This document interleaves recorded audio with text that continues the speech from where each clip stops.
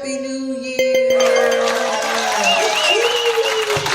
2020. 2020. We have 2020.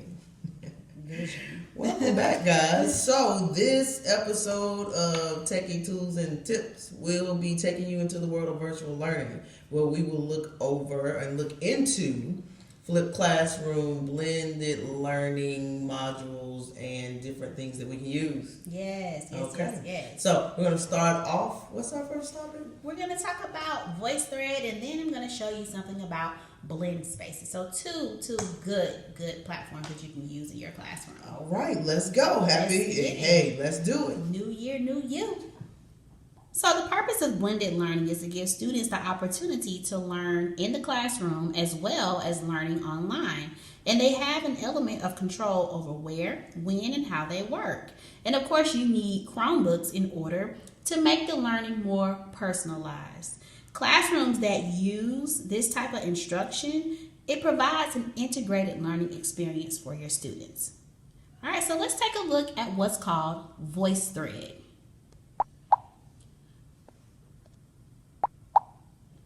VoiceThread is a platform that allows you to upload your personal or your own presentations. You can search for presentations. You can also voice over on top of your presentation. And the great thing about this is students can add comments to the presentation if you choose.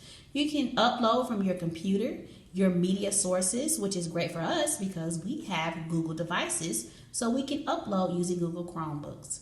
You can also use a webcam.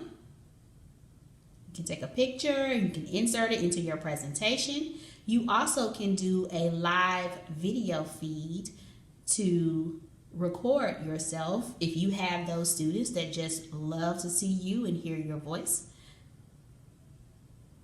Here is a caption of that. And you simply just upload your information.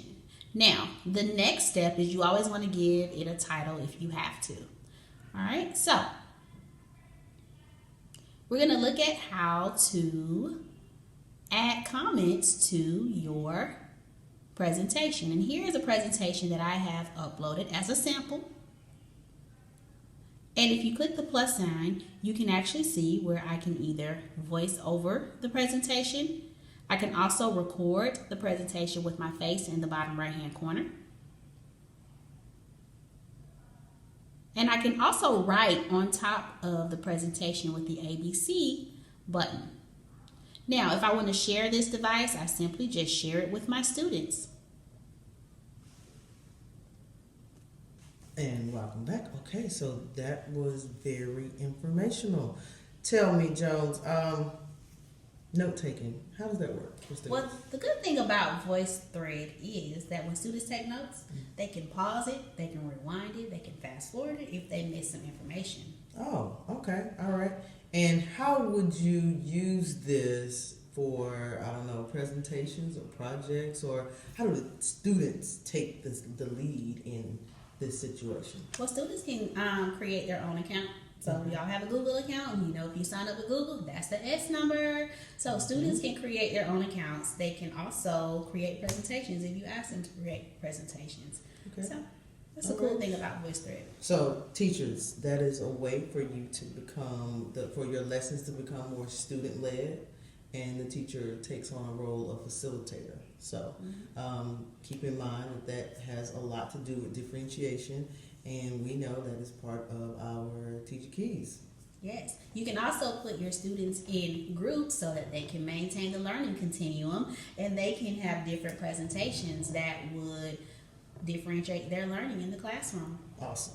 Okay, let's move on to the next topic. All right, going to talk about blend spaces. Oh, blending.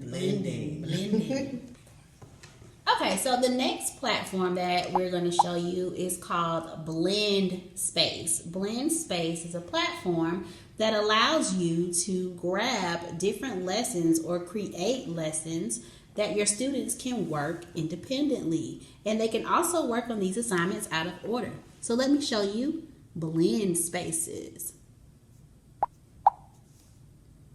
All right, so here is Blend Space. And it's a simple sign up. You can sign up using your Google e-number. You can create, engage, and assess your students. It is also done through an app as well. So I'm just going to sign up or show you guys how to sign in. Here are the options that you can select. Yes, you can sign up as a student. All right, here I am signing in with Google.